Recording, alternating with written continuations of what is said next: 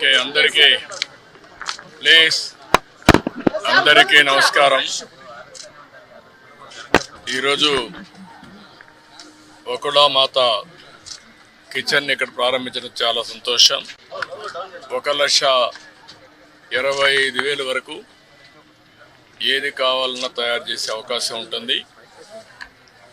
ఒక అర్ధ గంటలోనే ఒక్కొక్క ఐటెంను బట్టి తయారవుతాయి.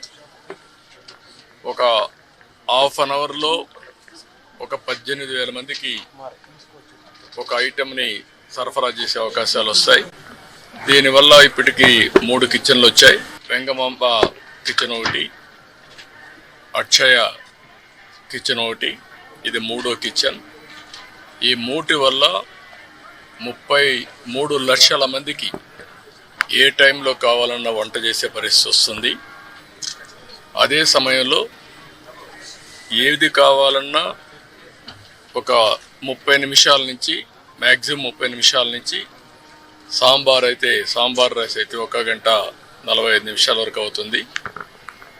దీనివల్ల క్వాలిటీ బాగా పెరిగే అవకాశం ఉంటుంది. ఎప్పుడు కూడా వెంకటేశ్వర స్వామి దగ్గరికి వచ్చిన వారు ప్రసాదాన్ని కానీ అన్నాన్ని కానీ ప్రసాదంగానే భావిస్తారు.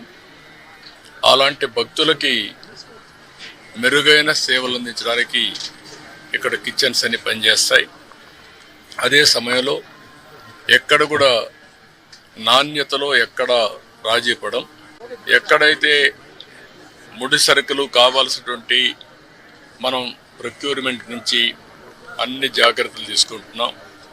ల్యాబొరేటరీస్ అన్నీ పెడతాం. ఆ ల్యాబొరేటరీస్లో అన్ని టెస్ట్ అవుతాయి, అన్ని రికార్డ్ చేసుకుంటారు. అదే సమయంలో ఇక్కడ ప్రాసెస్ కూడా one of the best recipe. Venkateswara Swamy దగ్గరుండే లడ్డు ప్రపంచంలో ఎక్కడ కూడా ఎవరు కూడా రిప్లికేట్ చేయలేకపోయారు, తయారు చేయలేకపోయారు. దానికంటూ ఒక పేటెంట్ కూడా ఉంది. చాలామంది ప్రయత్నం చేసి కూడా ఫెయిల్ అయ్యారు.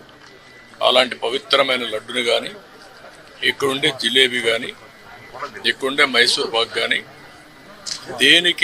దానికి ఒక ప్రత్యేకత ఉంది. వడకు కూడా ఒక ప్రత్యేకత ఉంది. అలాంటి మళ్ళీ ఇవన్నీ కూడా టోటల్గా ప్రక్షాళన చేసి రాబోయే రోజుల్లో ఫీడ్బ్యాక్ కూడా తీసుకుంటాం. ఈరోజు మీరు చూస్తే ఉదయం ఒక అర్ధ గంట నేను కూడా సమీక్ష చేశాను. నా సమీక్షలో ఒకప్పుడు ఏవైతే పగడ్బందీగా చేయడానికి మొత్తం గ్రీన్ కవర్ అయితే ఇప్పుడు 72%కి వచ్చాం. డీప్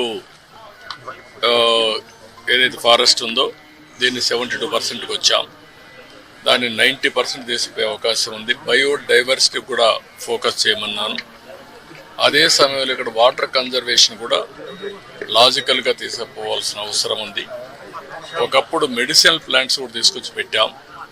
ఇవన్నీ కూడా ఎందుకంటే ఒక పక్క బయోడైవర్సిటీ ఒకటి, రెండోది ప్రశాంతమైన వాతావరణాన్ని క్రియేట్ చేయడానికి అనుకూలమైన వాతావరణం చేయాలని చెప్పి ఉద్దేశంతో ముందుకు పోయాం. అది కూడా ఒకసారి మళ్ళా సమీక్ష చేశాను. రెండోది పరిశుభ్రత మీద కూడా ఎక్కువ శ్రద్ధ పెట్టమన్నాను. ఎక్కడెక్కడి నుంచో భక్తులు వస్తారు. భక్తులు వచ్చినప్పుడు వాళ్ళకు కావాల్సింది వెంకటేశ్వర స్వామి నామం తప్ప ఇంకొకటి మాట్లాడే పరిస్థితి లేకుండా వాళ్ళు అన్ని విధాలు ఒక ప్రశాంతమైనటువంటి ఒక దివ్య క్షేత్రంగా ఇది ఎప్పటికప్పుడు ఉండాల్సిన అవసరం ఉంది. సజెషన్స్ ఇచ్చాం. అదే మరి ఇక్కడ ఫుడ్ కూడా ఏదో ఫ్యాన్సీ ఫుడ్లే కాకుండా ఇక్కడుండే భక్తుల మనోభావాలకు అనుకూలంగా, ఇక్కడ మన సాంప్రదాయాలకు అనుకూలంగా ఉంటే చాలా బాగుంటుంది. అలాంటివి కూడా చేయమని చెప్పి ఆదేశాలు ఇచ్చాను. అదే మరి ఎండ్ టు ఎండ్ ఇవన్నీ కూడా ఒపీనియన్ కూడా తీసుకోవడం, భక్తుల మనోభావాల్ని గౌరవించడానికి ఏమేం చేయాలనో అవన్నీ చేస్తాం. ఇప్పుడు సేవకులు కొంతమంది ఉన్నారు, శ్రీవారి సేవకులు. వాళ్ళు కూడా ఎప్పుడో నేను ప్రవేశపెట్టాను. వాళ్ళు ఒక 15 లక్షల మంది అయ్యారు. వాళ్ళు కూడా ఒక స్పిరిచువాలిటీ సైడ్ ఎట్లా తీసుకెళ్ళాలి, వాళ్ళల్లో కూడా భక్తి భావం ఎట్లా పెంచాలి, ఇక్కడే కాకుండా నిజ జీవితంలో కూడా వెంకటేశ్వర స్వామి శ్రీవారి సేవకులు ఉన్నప్పుడు వాళ్ళ నిజ జీవితంలో కూడా దీన్ని ఆచరించాల్సిన అవసరం ఉంది. వాళ్ళకి కావాల్సిన ట్రైనింగ్ అవన్నీ ఇచ్చి వాళ్ళు కూడా కెపాసిటీ బిల్డింగ్ చేస్తాం. అదే మరి ఎక్కడికక్కడ సమాచారాన్ని కూడా తీసుకొని ఒక విధంగా చెప్పాలంటే మళ్ళీ వెంకటేశ్వర స్వామికి పూర్వ వైభవం వచ్చే విధంగా, అదే కాకుండా ఎప్పటికీ ఇది ఒక దివ్య క్షేత్రంగా పవిత్రమైన క్షేత్రంగా తయారు చేయడానికి ఏమేం చేయాలో అన్ని చర్యలు తీసుకోమని చెప్పి మేనేజ్మెంట్కి గవర్నమెంట్ తరఫున కూడా ఆదేశాలు ఇచ్చాం.